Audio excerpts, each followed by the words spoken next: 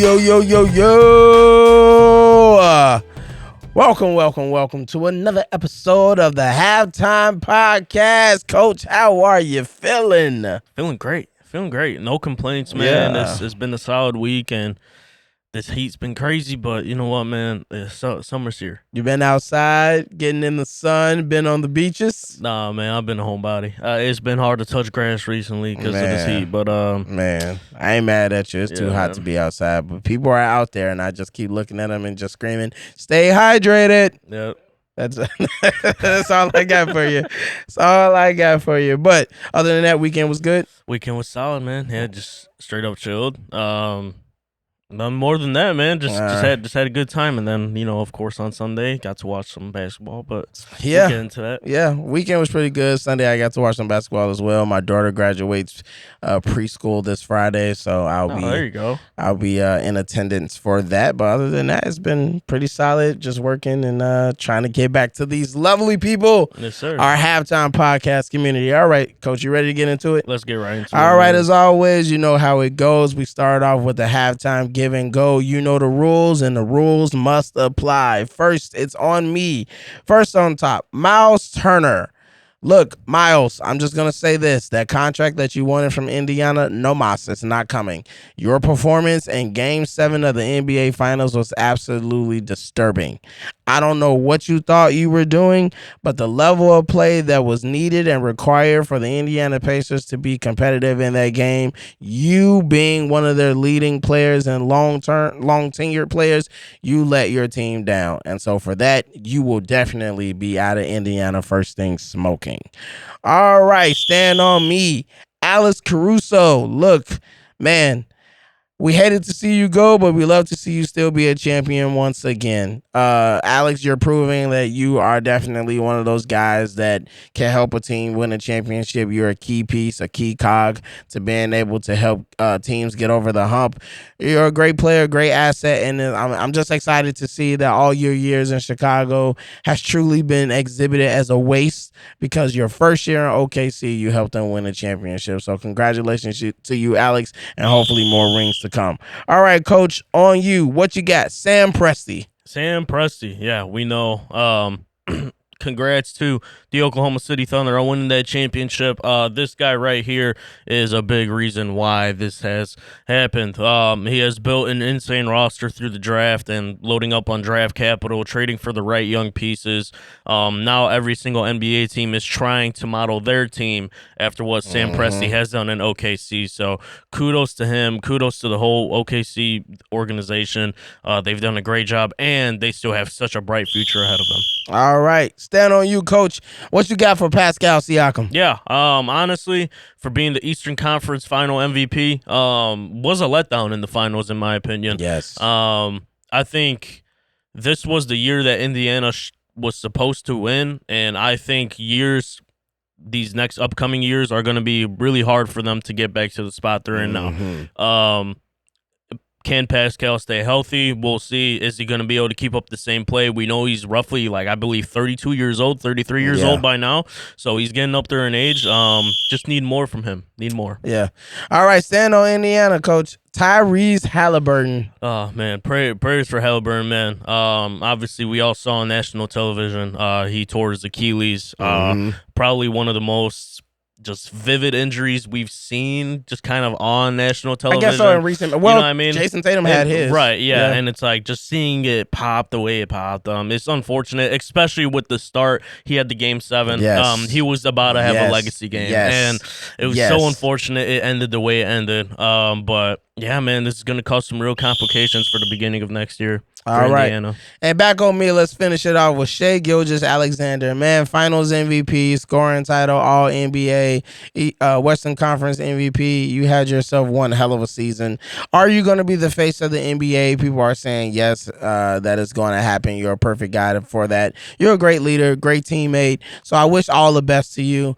I hope that you don't walk away feeling like this championship as a competitor has a little asterisk to it, but knowing the person that you are, you probably will. But I do want to shout out the fact that right after the game was over, he was in the back talking to Tyrese Halliburton and wishing him the best. So that was some real good stuff right there from Shea. For sure. All right, Coach, that's been the halftime give and go. I want to remind people to follow and subscribe to our YouTube at the Halftime Pod. We see you guys commenting on our YouTube shorts, liking all of our videos, but we need you to subscribe and hit that notification bell on everything we're doing so that way you are notified about any new things that we're dropping on YouTube and content that we have for you going forward.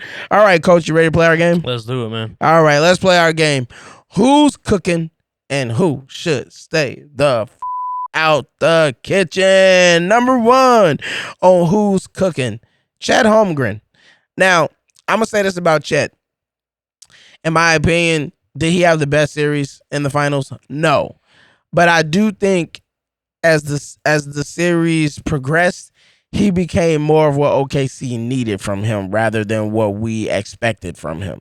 And so I do appreciate the fact that whether it was the coaching, whether it was his teammates, or whether it was just him, maybe I can give credit to all three. But he finally realized, like, hey, I just need to be more of a defensive presence in the paint area and just be a little bit more consistent about finishing around the basket and knocking down some open shots when I have it, and keep my game simple. Don't try to kind of go one-on-one. Don't try to be the quote-unquote superstar that everybody was expecting me to come in and be, to dominate and be much better than Miles Turner. Just do the things that's required and asked of me and rely on J-Dub and Shea to kind of take us home. What's your thoughts on Chet during the finals? Yeah, no doubt. I mean, kind of this whole playoff run, he's been a little bit of a not a disappointment, but has definitely played a little bit subpar to where we think he was going to play. Even during the finals, he had his games where he did play well, and then he had his games where he was pretty mediocre, like game 1, like game 6. Yeah. But definitely in game 7 and the games that OKC did win,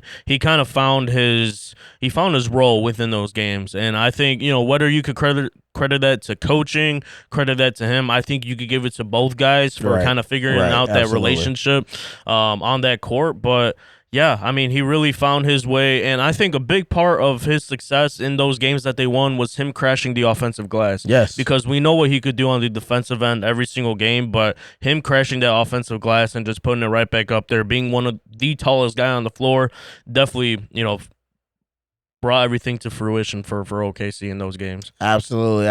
All right, moving on to who else is cooking. I want to show love and big love to TJ McConnell, backup point guard for the Indiana Pacers. Look, man, I feel bad for TJ because I think, like you suggested earlier, that this could have been the one and only chance for Indiana to potentially win a championship, because I think OKC is built to continue to, move this momentum going forward. And I think Indiana kind of was catching lightning in a bottle this particular playoff run. Not saying that they can't do it again, because clearly last year they was in the Eastern Conference Finals. So I don't want to downplay their ability to be competitive and things like that going forward. But now with the loss of Halliburton for a potential full season, which is most likely going to happen, how does Indiana recalibrate and get things done? How do they stay competitive? What happens when Tyrese comes back? What kind of roster is that going to look like? And will TJ still be around, because he's also getting older? So I just want to shout out TJ. Played really hard, was a great weapon off the bench, obviously saved them in a lot of games, was a big reason why they were competitive in every game, was a big reason in game 6 why they pulled away, was a big reason in game 7 why they had a little moment of staying competitive. Just an all-around great backup point guard, and probably is the best backup point guard in all of the NBA, in my opinion. Yeah, I mean, that's what they were saying during the game, and I definitely second that. Just to go back to that game 7, from like 8:30 in the third quarter to about 9 minutes left in the fourth, TJ McConnell was the only Pacer that scored at all, which was crazy. But yeah, I mean, he showed what he was worth. Definitely is, in my opinion, the best backup point guard in the league. He just played great ball. Like, you don't see that nowadays in a smaller guard, being able to push the pace and just find his shots, getting to his spots. at such a shorter size. You know, you Yeah. see that in like Shea, you see that in other guys that got a little bit of length and height to Height. them. Yeah. But a guy like McConnell, man, being able to do what he's doing is just sensational. And I mean, I hope that he could somewhat replicate that next season, but it's going to be very tough for them, like you mentioned. Yeah. All right. Moving on to our favorite part of the game. Coach, you ready? Yes, sir. All right. First on who should stay out the kitchen is Luke Dort. Look, he is an example of somebody who got an A for a group project that really didn't do much to support that project. I don't think Dort had a great series at all. I think that he was a liability a lot of the times. Now in game 7, that was probably his best performance of the entire series, which if you're going to ask somebody to perform their best, it should be in the game that matters the most. Yeah. I think he had the most shots that he hit from the perimeter, from the 3-point line in game 7. I think there was a game before that. It could have been like game 3 or 4 where he also had a good performance, but he was super inconsistent on the offensive side of the ball where the coach had to play a game between, do I play Alex? Do I play Lou? Do I play Alex? Do I play Lou? So I think a lot of that was going on. And I think there's going to be questions and concerns from OKC about whether or not Lou Dort is going to be somebody that they can depend on, or if he's somebody that they can see as expendable. Now that you do have Alex in the fold, do you look at potentially moving off guys like a Lou Dort or something like that to try to get cheaper young talent that you can develop? Now that you know down the pipeline, you'll probably have to pay Chet. J-Dub will probably be looking for extensions and stuff like that, as well as Lou Dort, who will also be contingent for an extension somewhere down the line as well. So for me, Lou Dort didn't do much, but except be a part of a great group project and was able to get an A. Yeah, I absolutely agree with you. I mean, people like to deem him as this lockdown defender. I just think he's a hack. Yeah. I just think he plays very physical ball that doesn't get called. Arguably Caruso does the same thing, but I think Lou Dort does it to just another level. Yeah. And it was honestly kind of frustrating to see, especially when we're talking about what Halliburton was able to do this series. He does not have a whistle at all. Like his whistle is absolutely like pathetic. And Yeah. he had Lou Dort, guarding him the whole series. So the fact that Lou Dort didn't fall out one of those games is honestly pretty telling to me. It's pretty telling to me because if you saw the way he was playing defense and just holding guys and running into screens and falling, and then it somehow being an offensive foul, like it was very frustrating to watch. But I mean, hey, he's an NBA champion. A lot of guys aren't NBA champions. He's got that to hold. But I do see your point. If you're gonna trade him, the time's now because this is when his value is the highest. Absolutely. Yes. All right, moving on to who else should stay out the kitchen, and that is Aaron Nesmith. Look, I feel bad because I was high on this guy coming into the finals. I thought he could make such a difference because he made such a difference in that New York Knicks series. But the player that he was in the New York Knicks series, he was nowhere near that in the finals. Like he was absolutely somebody that I completely did not understand. Like I just was like, what happened to this guy? Like what happened? The shot wasn't as great. His defense wasn't as potent as it was against the New York Knicks in the New York Knicks series. It was just like he was a completely different player. He was such a dud of himself that I think he was a big part of why Indiana has such an issue being able to win this game. Because had Aaron Nesmith been the player that he was in the New York Knicks series, I believe the Pacers potentially could have closed this game and closed this series in 5. Yeah, I think they could have. I think they could have really shocked the world, and it could have been a gentleman's sweep in their favor. Because what I had anticipated from Rick Carlisle was absolutely on the money, putting them hard on Shea, allow that situation to be what it is because you're not going to stop Shea. But the fact that Aaron Nesmith allowed J-Dub to get better and better and better game by game was absolutely insane to me. You would have thought that the way he started off with J-Dub in that first game where J-Dub only had like 16 points, terrible shooting, that you would assume that Nesmith would have been available and able to continue to keep J-Dub from getting better throughout the course of that series. But instead, J-Dub went from having his worst performance to having his better performance later on in the series. Yeah. It was absurd. Yeah, no, I absolutely agree with you. And just, throwing out a little statistic because that's what I like to do. Halliburton only played 9 minutes, had 7 points. his 7 points outscored Miles Turner, Neesmith, Obi Obi Toppin Toppin. combined. Yeah. Yeah. That's insane. And I mean that's just telling of how that game went. So, yeah, I definitely agree with you though. I was expecting way more out of Neesmith, especially what we were kind of talking about going into game one. That you know what you're gonna get out of Shea. We've been saying it all series. You got to contain J Dub, and he wasn't able to do that. Nope. And that's why OKC won their games. Absolutely. All right, coach. That has been our game of who's cooking and who should stay the fuck out the kitchen. We want to remind everybody to follow both me and coach on our personal Instagram accounts. We have a lot of things going on. Sometimes you get some personal takes, some hot takes from different things that's going on. Coach has his AAU club planned this summer. And if you're a parent looking for an opportunity to get your kids some additional playing time, some more training, and different things of that nature, coach would love to speak with you and get to see what your son can do. Or at this point, we might be moving into having girl AAU teams. That's the goal. I knew it. So, with that being said, you can follow Coach at Coach_KD41, and you can follow myself at Coach M_Got It. Again, follow Coach Conrad at Coach_KD41, and you can follow me, Coach Malcolm, at Coach M_Got It. All right, Coach, you ready to move on? Let's get right into it, man. Let's get into the halftime report. Yeah. All right, Coach. Well, we got to do it. We got to talk about the NBA Finals, and we may not talk about it too long because we've kind of led off with some of our thoughts regarding the NBA Finals. But okay, I'm going to start with saying this. I know a lot of people have been talking about the ratings of the NBA Finals and saying that the NBA Finals wasn't as good as it could have been and things of that nature. But I want to say, as a fan of basketball, if you're a fan of the game of basketball, and I want to be sure I explain this thoroughly, if you're a fan of basketball, this was a great series. Absolutely. This was amazing. This was an amazing series. From all of the defensive strategies, from all of the offensive play, from all of the real-time in-game adjustments, from all of the matchups to try to get different things on the floor, speed, rebounding, transition points, defensive stops.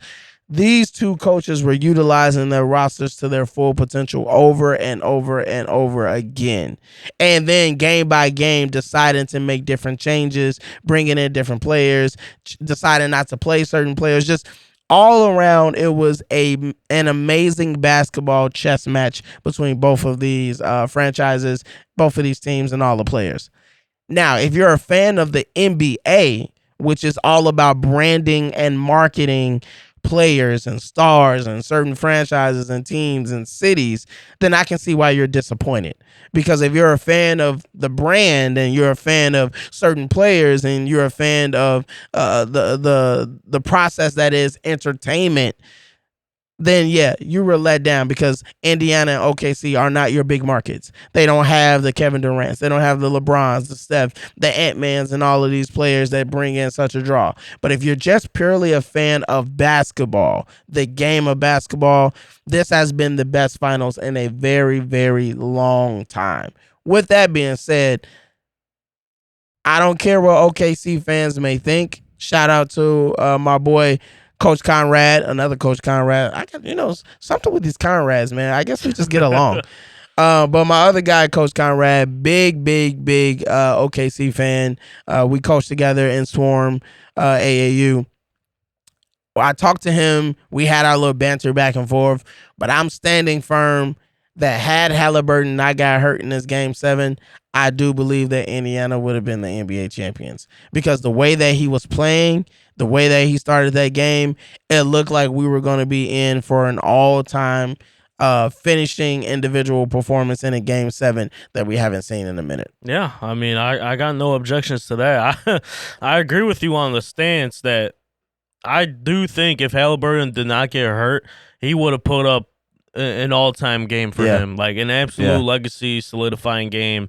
And in OKC, like all odds stacked against them, it would have been amazing to see. But yeah, I mean, for people saying that this series was whack and the series is boring, like you just don't love ball. Like I think it's as Yeah. simple as that because I feel like for the first time in a hot minute, like they were playing purposeful basketball. Like it Yes. wasn't this accidental basketball we've seen throughout the entire course of the season in the past few years. There were specific plays being run and specific looks that were trying to Yes. be got Yes.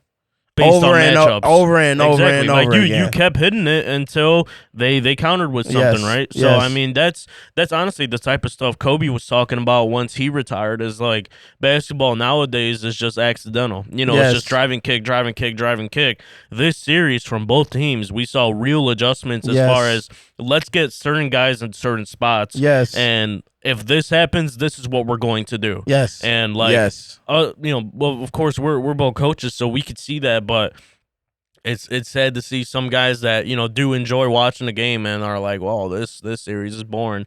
I had to tell multiple people, multiple friends, I'm like, oh, you just don't love ball enough. Like you just don't know what's going on in the Yeah, court. they're just fans of certain guys. They're fans of the Yeah, entertainment. they're fans of certain guys. They're Exactly. fans of certain cities. They're fans of certain teams. Like obviously, if this would have been New York and L.A., it would have been the most watched finals in the past. Blah blah blah. It's Right, like yeah. we get it. Yes, big markets. You got Jalen Brunson, LeBron James, Luka Doncic, Karl Anthony Towns. Like yes, we get it. You can bill it like it's a heavyweight boxing match. Right, yeah. So I get it. Yeah, but it's not about like I think the thing that Adam Silver, even though he's getting so much flack for his take on how he's directing the NBA in comparison to David Stern was about promoting individual players. That's what his goal was. He felt like the NBA was driven by the individual stars. And what Adam Silver is trying to say is let's drive the NBA as an organization. Let's drive the NBA as a brand that's bigger than the individual player. Now, it does come with some pushback because then you start asking questions. Well, then will players be treated like players in the NFL? Mm-hmm. Because the NFL is a brand itself that's bigger than the players. No individual star is bigger than the shield, as they always say. In the NBA, it's a player-driven league, and so the players have a little bit more sway. They have a little bit more going on, and Absolutely. maybe there is some messaging between the players and Adam Silver as far as we're not in agreement with this. We're not in agreement with this whole like you trying to create parity as a guise or as a cover for how you want to remove some of this player driven energy that exists in the NBA so that the NBA itself has a little bit more power over the players. Because I think even though we haven't talked about that as being a struggle for the NBA, that has been that is still a struggle that's going on. That's still something that they're dealing with and something that they want to control, which is why they have the second apron and all of the changes to the CBA to try to slow down how much of this star driven impact of like guys just wanting out and go, because now it's like you can want out, but where are you gonna go? Right, yeah. Like nobody is paying the luxury tax for this. Nobody's going over the second Drew apron for Holiday someone. ended Yeah, up in Portland. right. Drew Holiday ended up in Portland. Yeah. Because teams are looking at his contract and saying no matter how valuable he is, the money he's making, we just can't afford. Yeah. So like I think that's part of it. But just getting back to the finals again, I just want to say like I like me and you are standing on that. If you are not a fan of basketball, then that's why you didn't enjoy this finals. Yeah, but if you're a fan of basketball, this was perfect. And you want finals to come. I think all finals should go to a game 7. I wish, yeah. I mean, this was our first Game 7 since 2016, And, right? and it makes no sense. The best of the best should be driving each other to a game 7 situation every single time. So, and Yeah.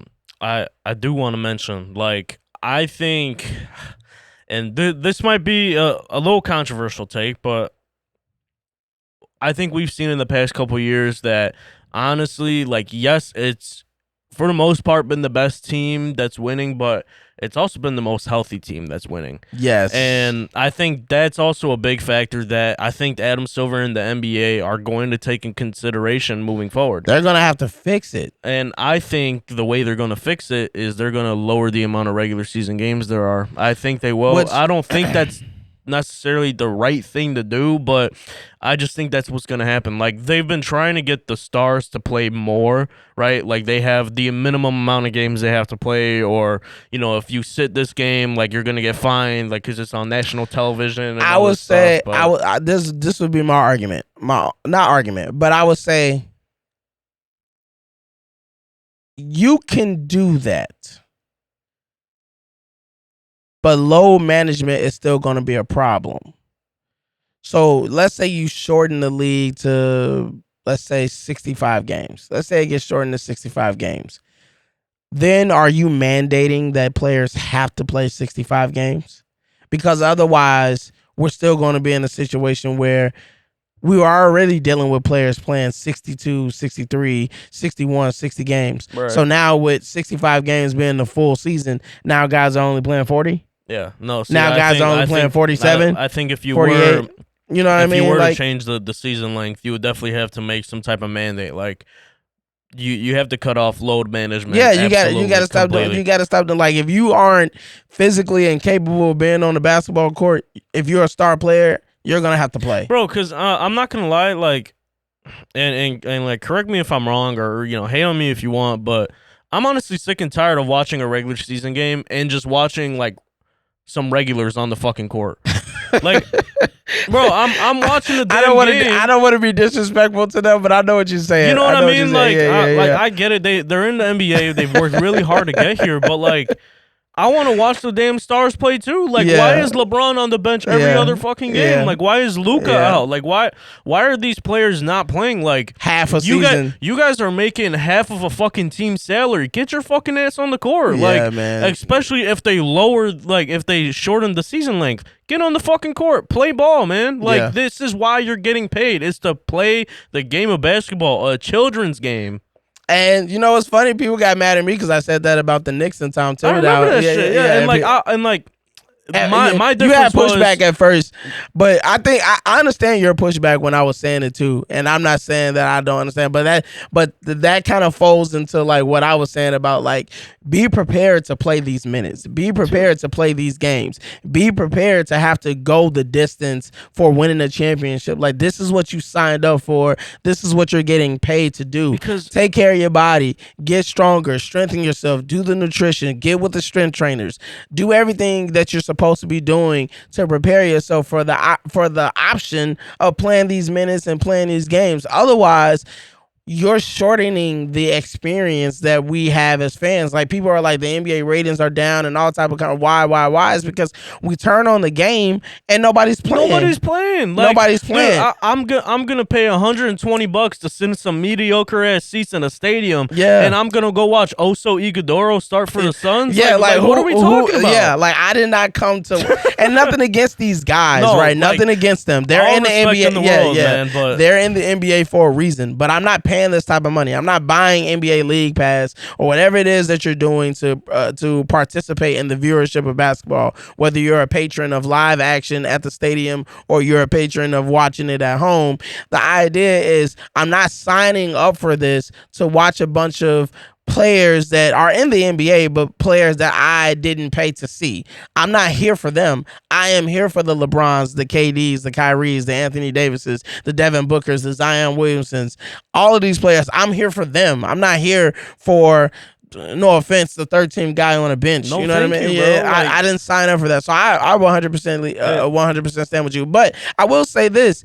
I don't think there's any remedy to the injuries outside of playing basketball. Yeah. Just play ball. Yeah. These guys don't play basketball enough. And that was the thing that I was saying about, like, half of the time they're not playing basketball. Most of the time, the most basketball they play is the actual games during the season. Yeah. They're not practicing. They're not lifting. They're doing more walkthroughs than anything else. And I think that's really what's causing the injury. Their bodies are not going through the necessary wear and tear and understanding. So the body isn't responding to the heavier load because the body is not thinking like, oh, I'm going to have to deal with this. They're so used to the walkthroughs. They're so used to only playing on game day and then only playing like 24 minutes, 25 minutes. So when it comes to the playoffs and you got to play more, when it starts getting towards the end of the season, now the body is like, wait a minute, I'm starting to feel I'm not like, used to yeah, this. I'm You not used know? to this. I'm Yeah. starting to feel Yeah, like yeah. I'm getting abused now. And then the body responds in that way. And that's how you get all of these injuries. It's like your body has a muscle memory. It has a data in it. It has its own CPU. It has its own processing. It has everything within it to respond to the things that you're putting on it. But if you don't develop that, if you don't integrate, if you don't code it that way, it will respond negatively Yeah, to you. just 2 points to end this off before we move on to the next topic. Yeah. I'm glad you brought up that point about the players just the most basketball they're playing is the actual games because Yeah. you know what, and that's reaffirmed by. We all know Roy Hibbert used to, Pacers center in the 2010s. When he retired, he was actually the player personnel coach or the player development coach over in Philly. When remind me of the coach. Whatever. Philly. Yeah. Shoot. It don't matter. It don't matter. Yeah. But regardless, he was one of the coaches on staff, and every single practice or every single time they were just shooting around or anything, you got your rotational players. They're always there. They're trying to get their minutes, and you got some of your 6 men and a couple of the starters there, but the starters were never there. Like your star guys were never there. The bench players are practicing. Yeah, and the question and the guys would always question, "Oh, where's this guy? Oh, where's this guy? Yeah. Oh, we don't know. Oh, we don't know." Yeah. Like, and that's definitely the narrative across every single team in the league. Like, and it shows. It shows because these guys play maybe 30 plus minutes one night and then 20 next, and then they end up playing high 30s, get hurt, and then they're out for a couple weeks at a time. So.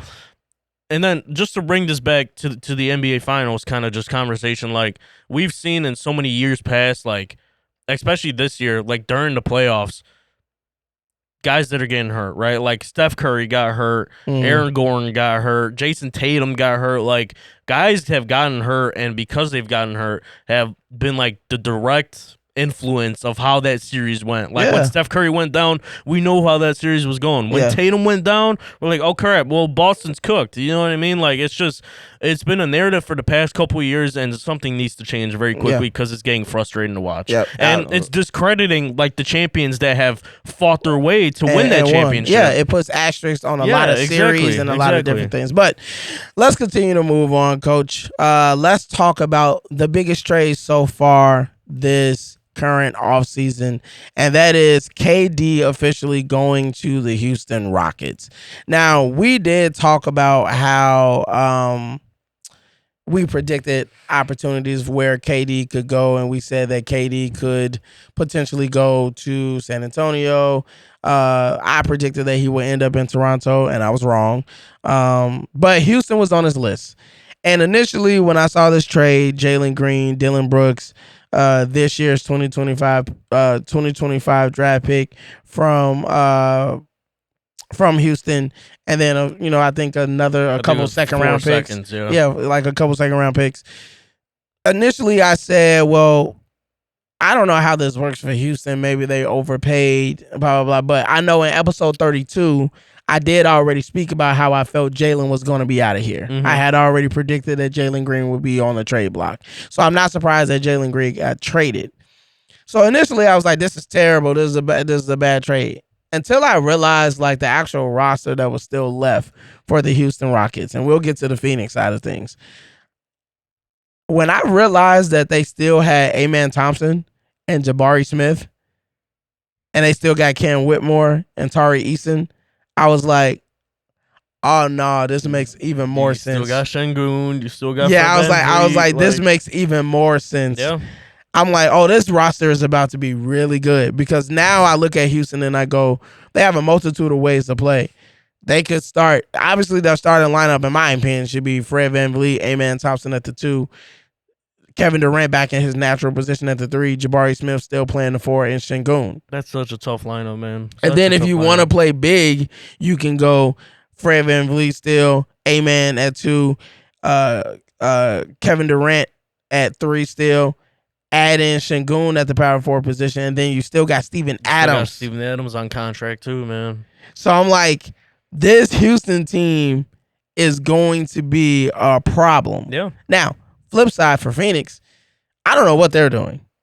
I don't know why they took this deal from Houston, to be honest with you.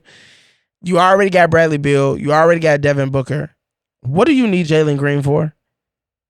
Unless you're going to play some type of 3-guard lineup. We already see that the 3 scoring trio of UKD and Bill, KD, and Booker was not so successful. I don't know what you're going to get from Jalen Green. Now, if you think you can trade Booker, who has to, I mean, not Booker. If you think you could trade Bill, who has to sign off on it, then okay, maybe that works. But then does Phoenix have the balls to trade Devin Booker? And maybe that's something that we just don't know about. Maybe that might be the quiet, sneaky deal of the offseason is Devin Booker gets unloaded and he ends up somewhere. Yeah, quite possible. Because Jalen Green is young. You still got Bradley Beal. So maybe you unload Devin Booker. And maybe that's what ends up happening. Maybe that's the second additional move. Because right now, as it stands, having Jalen Green, Devin Booker, and Bradley Beal, to me, makes no sense. So I'm under the impression that there's going to be more moves coming from the Phoenix Suns, and maybe it happens today on draft day, which we'll get into, or it happens sometime more in the offseason, but there has to be more to their plans. But as of right now, Phoenix is still in disarray, but Houston looks scary. Yeah. At first, I also was kind of very wary of this Houston trade. Not because of Jalen Green, because of Dylan Brooks. I think them having to trade Dylan Brooks it probably stung them just a little bit. And I know people like to meme him, people like to make fun of him, but matter of the fact is he's one of the best defenders in this league. Yeah. And having to trade him, I guess, does really kind of change a little bit of what Houston was doing because they could just stick Dylan on anybody. But now you could do that with Amen. Right. And you let Amen be that guy. But well, I think ultimately this was a great trade for Houston. Of course, I mean, all you had to give up was just your first-round pick this year and then future seconds. Not having to give up any additional first after this year, I think, was big. Yes. And for Phoenix, the trade doesn't necessarily make sense to me. I think they were just searching for a young superstar back instead of draft capital. Of course, they got the second-round picks, but I think if you looked elsewhere, you could have gotten more picks back. Like I believe Minnesota was ready to offer like 3 first-round picks, and Rudy Gobert and another guy on top of that. I think DiVincenzo as well on top of that. Right. And Miami was ready to offer multiple picks as well. So I think it just shows kind of the route Phoenix is trying to go down. I think they still want to remain relevant and to get people in the seats. Yeah. I think one of two things is going to happen with this Jalen Green deal. It's either they believe Jalen Green and Devin Booker are going to play really well together, and they could build around that, or and Bradley Beal moves. Or I think they just repackage Jalen Green and move him on somewhere else. Where that could be, honestly, at this time, I have no idea. They were saying Chicago at some point. I don't want that to happen. There's also other areas that could make sense, but ultimately, I believe they're believing in Devin Booker. I think him retiring a Phoenix Sun is what they're betting on, and letting Jalen Green kind of fill right in and become the next Devin Booker for the Suns franchise. And then moving on from Bradley Beal, moving him to Chicago, which I don't want to happen, but it's a very AK thing to do. And then possibly getting draft capital, or even they might get Vooch back from that, which they've been needing a starting center. I don't think they're satisfied with Nick Richards. So, great trade for Houston. A little bit of a head turner. As far as Phoenix goes, I think they had better options on the table. All right. Yeah, I don't have too much to add outside of the fact that I just think Phoenix has to figure it out. I think they're better off. If Bradley Beal doesn't want to get traded and he's not willing to accept the trade because he has to sign off on it, yeah, the best way for Phoenix to get out of their situation is to trade Devin Booker. Because you're going to get the most value from Devin Booker. You get insane amount of value. And at this point, I would look at it like Devin Booker has served his time. Phoenix has been a jail. It has been a prison. He has not been able to do anything there. You guys have failed to do anything for him. I mean, he made the NBA Finals. That right? one time. Yeah. Let him go and fly. Yeah. Let him go somewhere else and fly. Now, if you tell me that Chicago gets Devin Booker, then we're talking something different. Sure. If we go after Devin Booker, then we're talking something different. But we'll get into that in just a second, because what's coming up next is our great draft day prediction talks. And you know how we get into that, Coach. How do we get into that? We get right into the halftime prediction. Yes, sir. Oh, yeah. Love when the music come in. Just gets the vibes going. Just gets you ready. All right. Draft day is today. 8 p.m. Eastern Time, 7 p.m. Central Time. And just so everybody knows, the NBA has adopted a 2-day draft now because for what reason, I don't know. I don't know. We only got 2 rounds. So it's not like you. What's the point of giving a second day for round 2? But nevertheless, today is round 1 of the NBA draft, and we're just gonna try to predict some things that we think potentially could happen on draft day today. Just kind of give our analysis. So I'm gonna start first. I pray and hope some things don't happen. Okay. So here's what I hope don't happen. I don't want the Dallas Mavericks to trade out the number 1 spot. Because that is going to mess everything up. Everything. Everything is going to be messed up from that point. Because now the draft is going to become super unpredictable. So that's number 1. I don't think that's going to happen. I think they're going to stay with Cooper Flag, and then the draft will start at pick number 2. What I think is going to happen at pick number 2 with the San Antonio Spurs, I think the San Antonio Spurs are going to package that number 2 pick with a few players from their roster to Boston for Jaylen Brown. Okay. I think the holdup right now between conversations between San Antonio and Boston is Boston wants some more additional future picks that San Antonio is probably unwilling to give up at the current moment because they think number 2 is suffice enough. And Boston is saying, do you see what Orlando gave up for Desmond Bane? And you think we're going to get less on the dollar for a finals MVP player? Right. San Antonio, Greg Popovich, we have great respect for you guys. Brad Stevens is like, but I come from the Danny Ainge teaching. I am not going to get screwed. So we're going to either have a comparable conversation that makes sense, or we're not going to have this conversation at all. But I do think Jaylen Brown is on the trade block. Okay. The reason why is because I think Boston understands, just like Halliburton, JT has an Achilles injury. He's not going to be back next season. This gives you a chance to get out of the luxury tax, as they've done with trading Porzingis, as they've done with trading Drew Holiday. Which, by the way, just those 2 trades only puts them $4.5 million under the second. Exactly, because you still got Derek White. Yeah. So I think trade rumors are starting up with him now. Yeah, too, trade rumors are starting because I think at the end of the day, they're looking at this opportunity to just reset the entire roster. Yeah. Reset around JT when his return comes back. Figure out what makes the best team for him when he returns. A team that is void of having to have conversations about who the man is between Jaylen Brown and Jason Tatum. All of that can be removed. It'll be an official, legit team that's all about JT, all about making sure that he can be at his best. And we'll see what Boston can do with that, because as teams are moving into more models of understanding you need a dynamic duo and great parts around, that's where Boston is recognizing, like, look, the days of having this star-studded supreme cast of players on all these contracts, that's completely over with. Yep. And that can only buy you at max a 3-year window to win a championship. And if you don't win a championship in those 3 years, then it's completely a farce.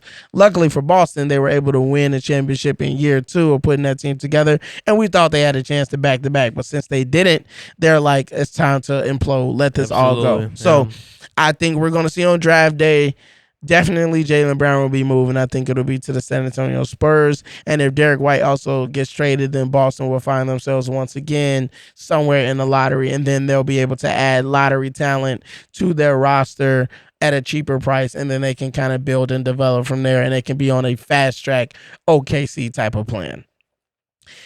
I pray and hope that the Chicago Bulls are smart enough to do 1 or 2 trades.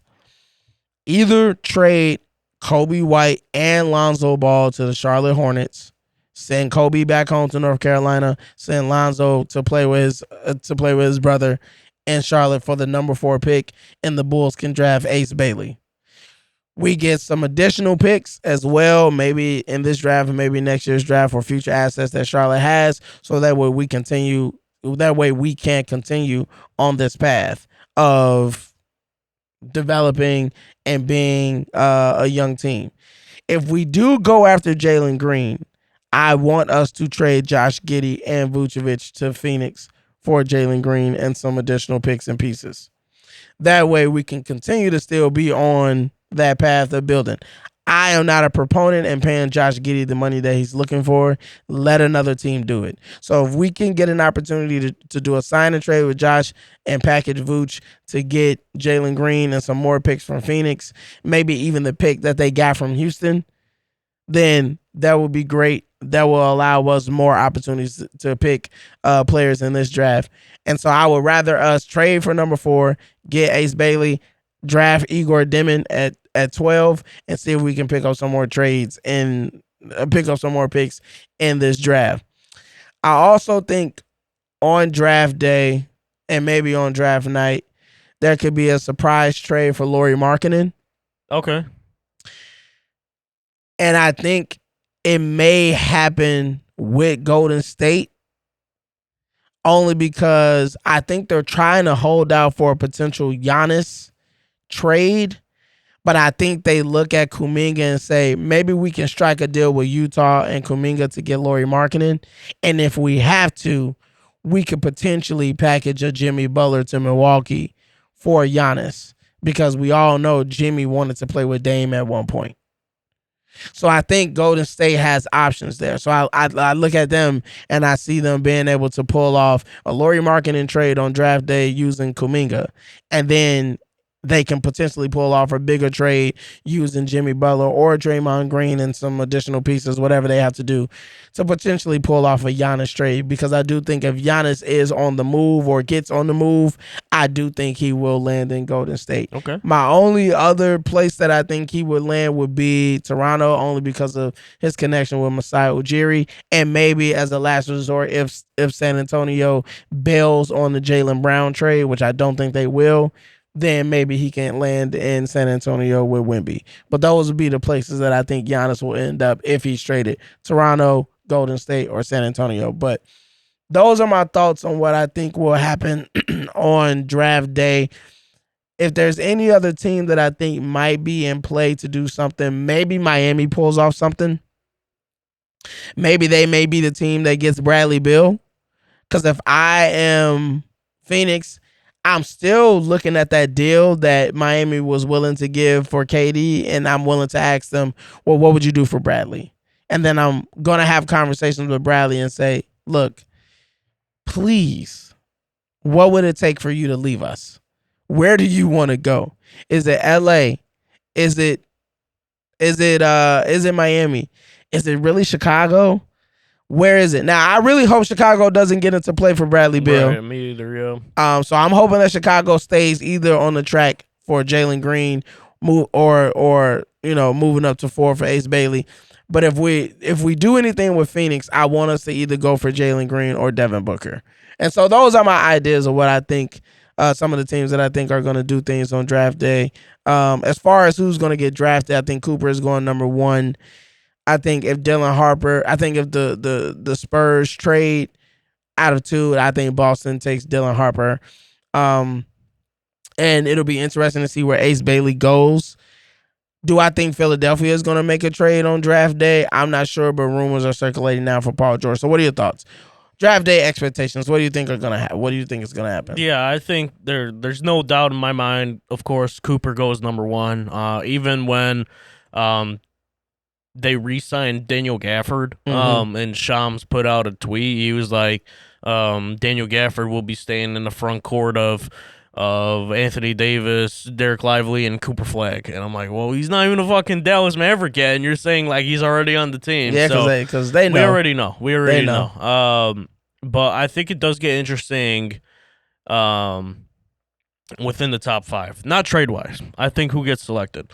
So you don't see any trades happening in that top 5? Not in the top 5, because I think if San Antonio makes a trade for Jaylen Brown, I think they trade 14. I don't think they want to trade 2. Here's why.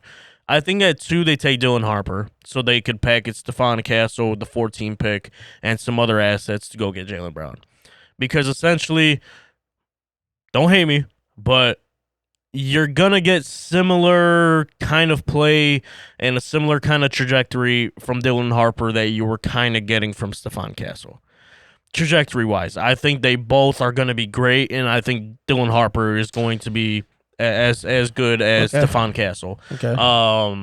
And I don't think San Antonio would have a problem on making that deal if they know they're going to get Jaylen Brown back and still be able to draft Dylan Harper at 2. Do you think Boston takes that deal? Yeah, I think if you give them, they're definitely demanding Stephon Castle. I know that for 100%. They're going to demand Stephon Castle. You throw him in the trade. You throw in 14, and then however many firsts you need to throw in after that. I think that's the trade. Of course, you probably need to throw in a Harrison Barnes and a Devin Vassell at some point to make the contract money work. Right. You'll probably give Devin Vassell up, I'm assuming, just to make the money work. So I think that's the trade that's to be had. But I think at number 2, ultimately, it will be San Antonio picking. Okay. I think where it gets interesting is when we talk about Ace Bailey. He's kind of in a little bit of like a Shador Sanders situation where, because of things he said and the way he's presented himself, he's now falling out of the top 5 conversation. And I think a guy that's going to slide into one of those spots is Oklahoma guard Jeremiah Fierce, a Chicago-born kid. Mm-hmm. They're saying next Kyrie Irving, and I full on see it. I think the kid's gonna be absolutely great. I've watched him since his days here in Joliet West, where we're recording it. It's not too far away. I've watched him since then. I watched him at Oklahoma. He was probably the best playmaker in the nation this past season, and I think he has been making real noise as far as coming into that top 5 spot. Right. Only because Ace Bailey has been kind of, not him, but the media and the stories coming out is bringing down his draft stock. So I think it gets interesting where Ace Bailey ends up falling. I could see him falling multiple picks, even into like the 8, 9, 10 range, which at that point, if you're Chicago, you need to jump on that immediately to get Ace Bailey. I think Ace Bailey would love to come to Chicago and be with this team in this city, in this organization. And he just doesn't want to fall to a team like Charlotte. I don't think he wants to go to Charlotte. Ace Bailey? Yeah, I don't think he wants to go to whoever's at. So my question about Fierce, because Philadelphia has number 3. So so you think Philadelphia takes Fierce at 3? I think so. Does what pick does Brooklyn have? Are they 5 or are they 8? Brooklyn has 5 picks. I was about to say round. that because they're one of the teams I think that packages those picks and does one of two things. They could either move into the top 5 and pick one of the guys that they want, which I think they want Jeremiah Fierce bad. I think they want him really bad. Or they package those picks and try to give themselves capital for the future. No way in hell do I think they use all 5 draft picks tonight. Yeah, because they got 5 picks in the first and round. it's like 8, 14, and then like some in the 20s. Yeah, they got 8. They got 8, and then they have 19. Then they have 26, 27, and then they have 22. Yeah. So one of those 5 or 2 of those 5 picks I think are going to be packaged to either move up into the top 5 and take Jeremiah Fierce. Okay. And Ace Bailey slides out of the top 5, or they package for future capital. So you see a trade with Philly and Brooklyn to swap picks? I could see that. I could see it with Philly. Although I think Philly might want to just stay put and take Ace Bailey, but I mean, because Brooklyn's at 8, you said? Yeah, so Brooklyn is at 8, so maybe they trade. If Philly believes that Ace Bailey is gonna fall to them at 8, they make the trade. Because I think I think Philly has want one Ace guy Bailey. in mind. It's Ace Bailey. That's who they want. That's who they want. But he doesn't want to go there. No, I think that's the one team he was taking meetings with. I think he canceled a meeting with them too. Yeah, it was some type of controversy. He canceled the meeting with Philadelphia. Yeah. They were supposed to have a meeting, and then he canceled it. Something like that. So it's interesting what the narrative is. And then apparently the Bulls are hot on Ace Bailey. That's why I'm looking at that number 4 pick, and I think if the Bulls are serious, that's the team that we make the trade with. Now, if Brooklyn makes that trade with Philadelphia, and I think that's what the Bulls will be waiting on. If Philly slides out of 3, who is your biggest threat to get Ace Bailey, and Brooklyn comes up and you don't believe that Brooklyn wants Ace Bailey and they want the kid Jeremiah Fierce, now I think you're even more, I guess, motivated if you're the Bulls to try to go up to number 4. But yeah, what else you think is going to happen? Yeah, I mean, I think the short thing, one of the surest picks in the draft, along with Cooper Flag going 1, I think it's VJ Edgecombe going 4 to Charlotte. I think that's probably kind of a lock. Okay, so you don't see Charlotte making that deal? I don't see Charlotte moving out of 4 simply because I think they like what VJ Edgecombe has done at Baylor. And that's kind of a guy that, of course, fits the timeline that they're in and also just fits in the play style. Like, you add in another wing that could create and play great defense alongside of LaMelo and Brandon Miller. So you don't see them thinking like Lonzo and Kobe added to Brandon Miller and LaMelo could be a nice team in Charlotte. I mean, it would be a nice team, but because you have Lonzo. My thing is that enough to move up to 4? Like, it might be Lonzo and Kobe. I guess you. And here's the thing about Kobe White, right? I wanted to trade him, and I'll tell you what, Orlando. A report came out. Orlando wanted him. Orlando put in a trade that would have given us 2 first-round picks, a pick swap, and I believe before the trade for Desmond Bane happened, they were going to give us Cole Anthony and another player. Yeah. I would have taken that in a heartbeat. I don't know why we didn't make that trade, and I think it's because we're just obsessed with the recency that Kobe White has last provided. 2 months. Yeah, that's it. In the past 2 seasons, it's just the last 2 months. But no, let's forget about the other 60 games he plays during the season. You know what I mean? Like, yeah, same thing with Giddey. Like, I think again, we're having a conversation about like just with them. It's like recency bias. It's crazy, man. Recency bias is crazy. It's a crazy thing how it works. People can love you or they can hate you off of just the last 50 seconds of what something has happened or what transpired. So I don't know. I want us to trade Kobe. I want us to get rid of Giddey. I want us to get rid of Kobe. I want us to get rid of Vooch. I want us to get rid of Lonzo. I would like to keep Lonzo, but I know his value is better in other places. Yeah. So in my opinion, I would rather see those 4 players be removed from Chicago. And if we're going to go young, let's just go super young and develop. Let's get guys fresh from scratch and build that team from there. Absolutely. Let's not be overpaying. Nobody on this roster deserves to get paid $30 million. There's not one player on this roster that deserves that type of money. I can argue and say that nobody on this roster deserves $25 million. That would be that. Honestly, none of them. No, we don't have any all-stars. We don't have guys that's been able to lead us. Kobe White had a chance to showcase if he can get us out to play in, and he hasn't done it. No. Was Zach gone? Was Zach hurt? Kobe White has not proven that he can carry the torch. Whether he had DeMar DeRozan next to him or he had Modest next to him or whoever. So why are we paying these guys? I don't know. Yeah. So I don't want to see that. Well, but I think it's going to be an interesting draft night. I think moves do get done tonight. I think the Jaylen Brown deal does get done tonight. But you don't see San Antonio moving out of number 2 to get that done. No, I think they know they have to give up Stephon Castle, so they want another young, talented guard to be able to replace that void. Okay. All right. That is our draft day expectations and predictions. We want to remind you guys again to follow and subscribe to our YouTube channel at the Halftime Pod. To also follow me and Coach. You can follow Coach Conrad at Coach_KD41. And you can follow me, Coach Malcolm, at Coach M_Got It. Also, we want to remind you guys to follow our TikTok, follow our Instagram. We also have Patreon coming. Still, we also, have more videos on our Patreon coming. We already have the Patreon. So we want you to subscribe to that as well. Coach, what episode is this? It's episode 39. Episode 39, man.